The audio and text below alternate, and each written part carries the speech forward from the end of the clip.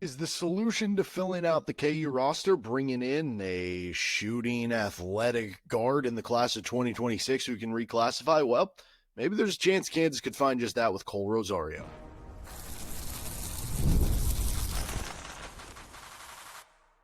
You are Locked On Jayhawks, your daily podcast on the Kansas Jayhawks. Part of the Locked On Podcast Network, your team every day.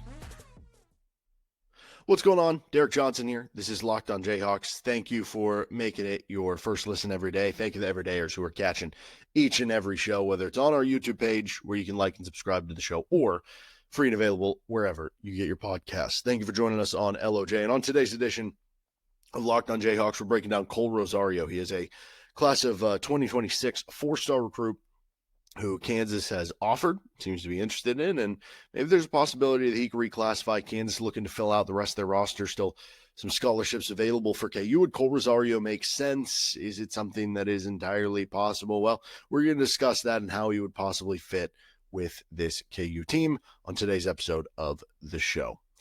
So who is Kohl Rosario, and why is he of interest here on this episode of the show? Well, Kohl Rosario is a 6'5", 185-pound guard. He's originally from Miami, Florida.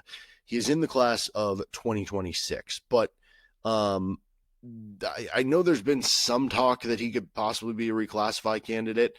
To me, it seems pretty clear because I was looking back at some of his high school stats, and I guess this isn't the clearest thing because I don't know if he was taking, high school classes, or I don't know what you have to do. Do you have to get your GED, or how does that work? But he was a junior in high school basketball playing in the 2023 to 2024 season. And so this past season, he was playing for Overtime Elite. That would be the 2024 to 2025 season, when would technically be his senior year of high school. So age-wise, and as long as I guess he was taking, I don't know, classes or online classes, or again, I don't know if it's a GED thing or how that works, he would be the right age that he could reclassify up to the class of 2025. Now, this is a guy who has a lot of interest from a lot of other, big-time schools, and enough so that he is going to be visiting a lot of these other big-time schools. This is a player who seems to be kind of blowing up at the right time. Now, I don't want to say he's Johnny Furphy, that he's going to be this stud player like Furphy was, that's going to kind of find his footing, so to speak, at this point, I guess later in the season or whatever it is. But it is a little bit similar from the standpoint of okay, if you remember with Johnny Furphy, he was somebody who kind of blew up late in the game, and then Kansas was able to add him for the roster. So again, not saying he's Johnny Furphy, but you can see that similar type of path, if that sort of makes sense. So this was from Dushan London, Dushan London is, he covers, basketball recruiting for 24/7 Sports, CBS Sports. And he posted this a couple days ago. It was the Kohl Rosario has locked in the following visits: Oregon for June 4th through the 5th. So that's coming up here. Then he'll have a couple weeks off, and then he'll go to Kansas June 17th to June 18th, Texas A&M after that, Duke after that, Baylor after that, and then North Carolina, Florida State. It says TBD first week of July. So that shows you a couple things, right? Number one, that shows you that, again, there's a lot of these schools, and a lot of these big schools, right? You're talking Duke, Oregon, Kansas, Texas A&M, Baylor, right? These are good basketball schools that are interested in him. That's always a good sign. Doesn't always work out that way, but, usually that can be a good sign. It does also tell us something else, though. The idea of him reclassifying is something where, okay, you would want him to get on campus as soon as possible. And again, making the comparison to Johnny Furphy, Furphy didn't join the team till after the trip to, the Dominican Republic, or Puerto Rico, Dominican, I don't remember. Anyway, he didn't join till after that. So he joined when the school year actually started in August. And the fact that Rosario would be making, because again, a summer school is basically, I think it started this week for Kansas. I believe that's right. The fact that he has visits lined up, now there's no guarantee he goes on all the visits, right? What if he goes on one visit and loves it and wants to commit on the spot? But for Kansas, that visit isn't until June 17th, June 18th. So again, that's a couple weeks into the summer semester. Probably not getting a part of the summer semester, especially if he's going to these other visits, to where he probably wouldn't be joining until the start of the year. So it does make it a little more complicated if you're Kansas, because it's not something as easy to say as, hey, if this guy reclassifies and joins us, he can make an impact this year. You're talking about a kid who would be reclassifying up a year, which already is going to make things a little bit more difficult on a player, though again, age-wise, it would make sense. And he's not going to have the summertime to get familiar with Bill Self and the coaching staff and playing with the rest of the team and stuff like that, that it doesn't eliminate the fact that he could be a rotation player, but it certainly makes it an uphill battle for that to kind of be the case. But still, he would be an interesting player, and you have the scholarships if you're Kansas, and, he would be both, I think, an interesting player for the short term and the long term. Now, what are the likelihood that he's going to pick Kansas? I don't know. I guess we'll kind of wait and see how some of the visits go and stuff. But anyway, he went to Moravian Prep. That is in Hudson, North Carolina. Again, I believe originally from Miami, Florida. He was there again in his junior season, 2023 to 2024, and put up big numbers, 25 points per game to go with 6 boards. That's in 25 minutes per game. Obviously, you play less minutes in high school. So yeah, very good numbers in high school. And through his 2 years of varsity stats, according to Max Preps, so sophomore, junior seasons at Moravian Prep, 49% from the field, 37% from three, 78% at the foul line. Those are all very good numbers. I have no idea on the level of competition they're playing against, but North Carolina tends to have some very good high school basketball players and teams. So, that would at least give me hope that probably some pretty good players at some point they played against. Then again, I remember Zion Williamson was playing against, there were some games where he was like at a lower level high school, like a, I guess what the equivalent would be like a 2A or a 3A school in Kansas. And, he was playing against like 5'10" white kids. Now, obviously Zion translated just fine, even though he was playing against those kids. But anyway, he goes to Overtime Elite this past season, which is basically like I don't even know what to call it. Is it like a semi-pro developmental type of league, professional, whatever? So it's for his 18-year-old season, which basically would have been his senior year of high school. And he ends up playing 29 minutes per game in the regular season for his team in OTE. He averages 15.7 points, 5.6 rebounds, 2.1 assists, 1.8 steals, 0.8 blocks per game, and almost a dunk per game. Doing so 43% from the field, only 27% from three, 81% at the foul line, though, is good there. Now, during the playoffs for his team, obviously smaller sample size here, but he ends up averaging 13.6 points per game, 4.9 rebounds per game. He does that on 56% from the field, 41% from three, and 89% at the foul line. So really starts to take his game up in the games that matter more and later in the season when theoretically you would hope that, hey, you're getting better, right?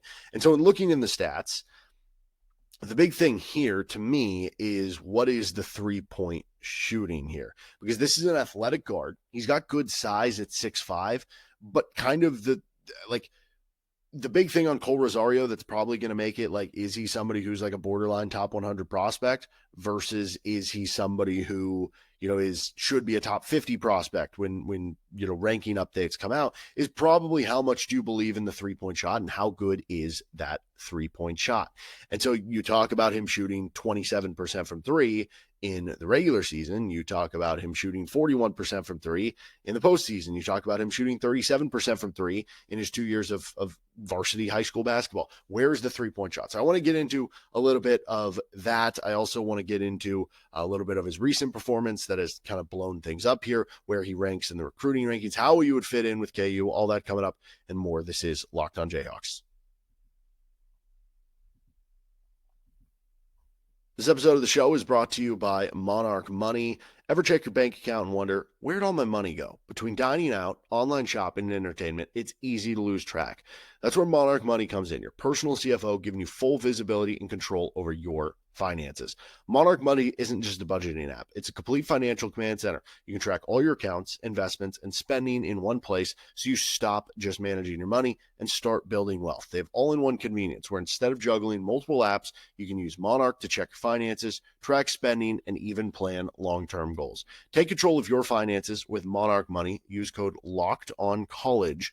Do that at monarchmoney.com for 50% off your first year. That's monarchmoney.com, code LOCKEDONCOLLEGE for half off your first year with Monarch Money. Thanks for joining us on this episode of Locked on Jayhawks. And coming up later in the week, we'll get to a little recap of the KU basketball offseason, what they've done, what they've missed out on. We'll also get to some more player deep dives later on in the week right here with Locked On Jayhawks. So Kohl Rosario continuing on with this. I mentioned that, he's a 6'5", 185-pound guard, kind of a, 4-star recruit who's blowing up with his recruitment, has a visit scheduled with Kansas, the possibility to reclassify in that you could maybe get some short-term and long-term gain out of a kid like this. But the big swing skill of just how good is he going to be is probably going to come down to how much you believe in and how good is the three-point shot. I will say the fact that he averaged 2.6 stocks per game, steals plus blocks, I do like that a lot, and 5.6 rebounds. It tells you that he's not just someone who, okay, he's a good athlete and he likes to dunk and run and transition and shoot threes. No, he's doing a lot of the little stuff as well. That would add up to, this could be somebody who kind of rises in the upcoming recruiting rankings. But again, you're talking about 27% from three in the regular season at OTE, but 41% in a smaller sample size in the postseason, and then 37% in his 2 years of varsity high school basketball. So what exactly is the three-point shooting? It seems like to me, in looking at the actual game logs and looking at some of the numbers, at least from OTE this season, that I would best classify as the three-point shooting as like streaky, as hit or miss. And that is actually kind of not that uncommon for young players. The guy I always bring up, and if you're an everyday, you've probably heard this many times, is Ochai Agbaji. Ochai Agbaji had games where he could really get hot from three when he was, I guess, freshman, when he had his red shirt pulled, his sophomore season, even some his junior season. His senior season, it became a lot more consistent. Now, Ochai actually kind of low-key struggled the last month of the season outside of the Final Four game shooting the three ball, but it just became more consistent. And that's one of those things where as you get older, a lot of the things that you improve on, yeah, sure, you could gain a little bit of muscle, or Doak got more cut his senior year. That stuff does happen. But for the most part, especially for guards, your speed is your speed. Your freshman speed is similar to your senior year speed, right? Obviously, there's variables in that. But a lot of times, some of the things that improve, shooting, consistency, stuff like that.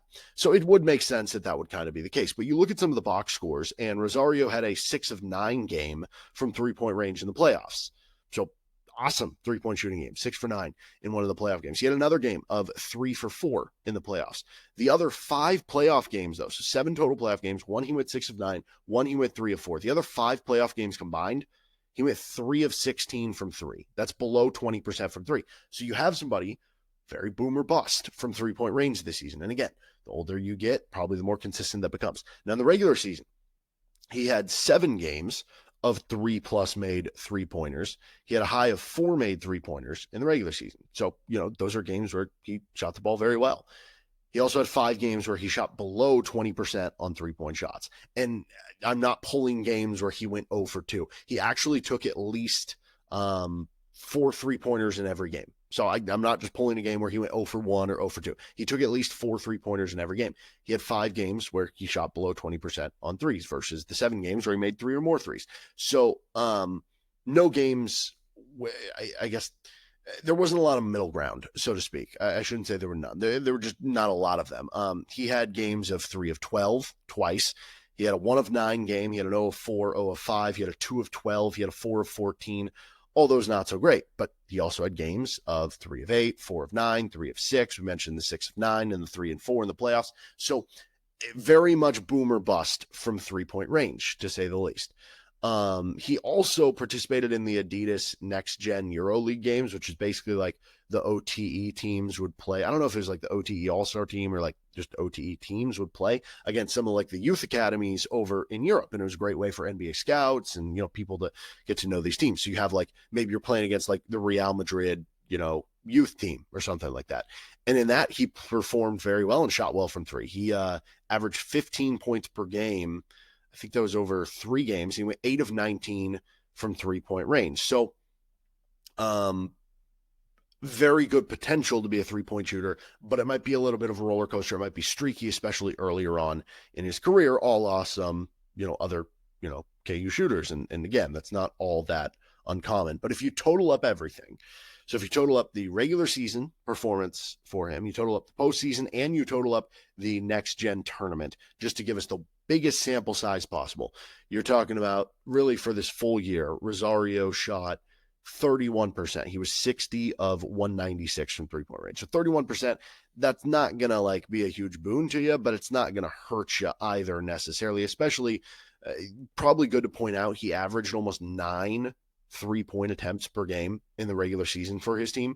So typically the more 3-point shots you're going to get up in a game, the harder it is to maintain efficiency. The less you're taking per game, that usually means you're getting more open looks and you're being more selective, right? If you only take 2 or 3 per game, it's probably because the 2 or 3 you're taking per game are the ones that are wide open.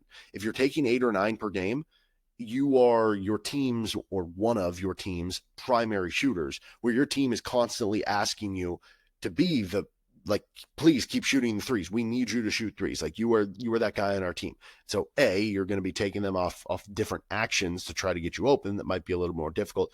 B, that means other teams are going to scout and are going to be more ready for you from 3 versus somebody who might be only taking 2 threes. And the other team might just be like, yeah, he can just take a wide open one. We'll live with it. Right. So it's more difficult. And the fact that he has taken that many does show you what his team thinks of him.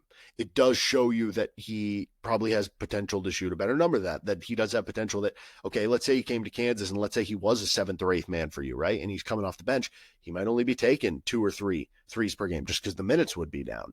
And because he's more in the flow of the offense as a bench player where he's not going to be asked to do too much, he's more so going to be, okay, stand in the corner. Oh, Darren Peterson drew the help driving into the mid-range, kicked it out to you, got an open corner 3. Your 3-point percentage is going to go up in that specific role for the most part, right? So that is important to know. And it leads me to believe that I think this guy will be a good 3-point shooter. Now, maybe in year 1, it's more of an average 3-point shot again, because you're an inconsistent freshman, but you have some games where you go off. And then maybe in, future years, he ends up being a knockdown 3-point shooter. But he is more than a 3-point shooter. And that's one of the reasons that Duke and Baylor and Florida State and some of these schools have offered him or are trying to get him on board or have him coming in for a visit. But, we'll finish up there. I wasn't planning on going this long on Kohl Rosario, but here we are. He's a fun player to talk about. So let's finish up here. What is all to Kohl Rosario's game? Because it is more, and how exactly would he fit in with KU?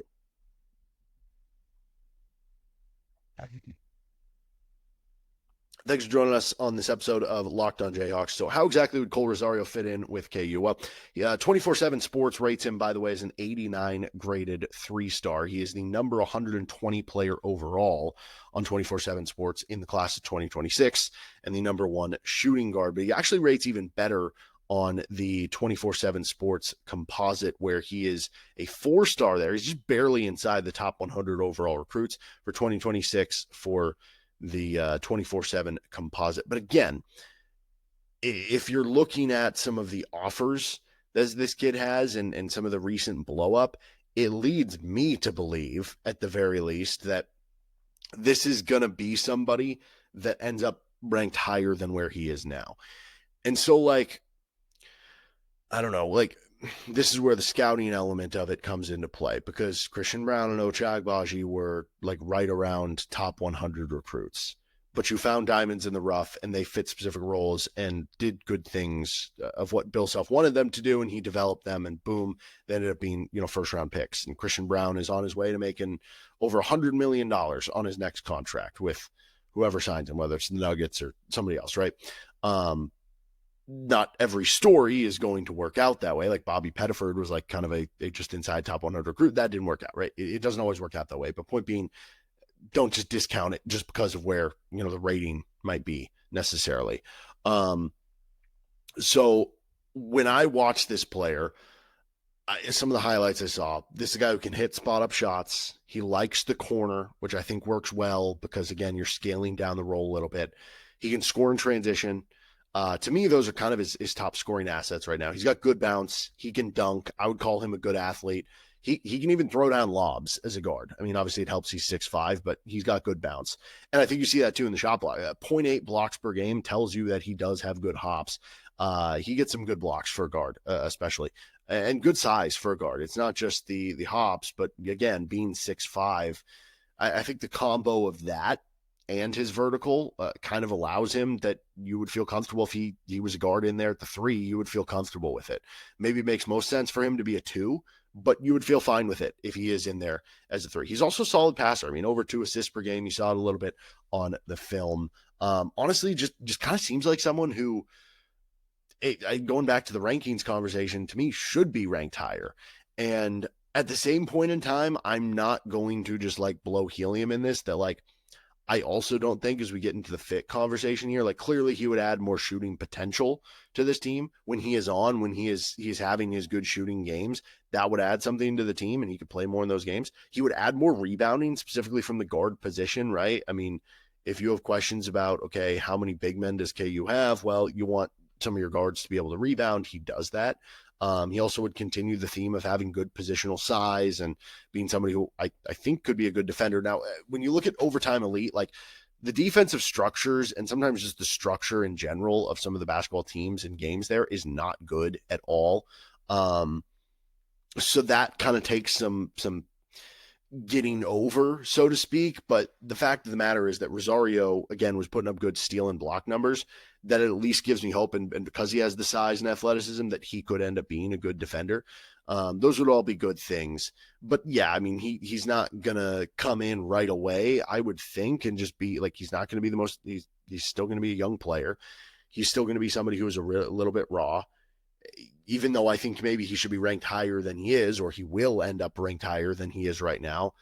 He's still not like a McDonald's All-American, and we even see McDonald's All-Americans come in and struggle to get playing time or struggle to find that footing right away. So it's one of those things where it's like, if you told me Kansas landed Kohl Rosario and they reclassified him to 2025, I think I would be convincing myself that he would be in that Diggy Coit, Jalen Coleman Lands role for this year, that he would be like your 8th or 9th man, where in a specific game, if he's having one of those hot 3-point shooting games, he's going to play more, right? And the beauty of him versus, a guy like Diggy Coit is, again, very big size difference, and also probably more rebounding and probably more defensive potential. But are you going to reach that potential in year 1, or are you going to reach that potential in year 3? Because that's going to be the big impact in how much you're playing, right? But that's still a useful role that Kansas is still looking to fill. And if you're able to fill that with a guy that I think could be a really good player down the road, and you're able to fill a short-term position right now, and then you're talking come the following season when he's a sophomore, or maybe even the season after that when he's a junior, and he could potentially, like, to me, be a starter level player down the road. I mean, it's an obvious take to me. It scratches one itch for this year, a smaller itch, and it scratches a bigger itch for down the road. So I'm all in on Kohl Rosario again. How much does Kansas have the opportunity to bring him in? Like, is he interested in some of these other schools? Is he going to reclassify in the end? I don't know, but this would be a take for me, and I can see the vision here for Bill Self and company and a lot of these other schools of what they're looking for. All right, that'll do it for this episode of Locked On Jayhawks. Thanks so much for joining us, and thank you to everydayers catching each and every episode of the show, wherever you get your podcast or on our YouTube page. See you next time for another edition of LOJ.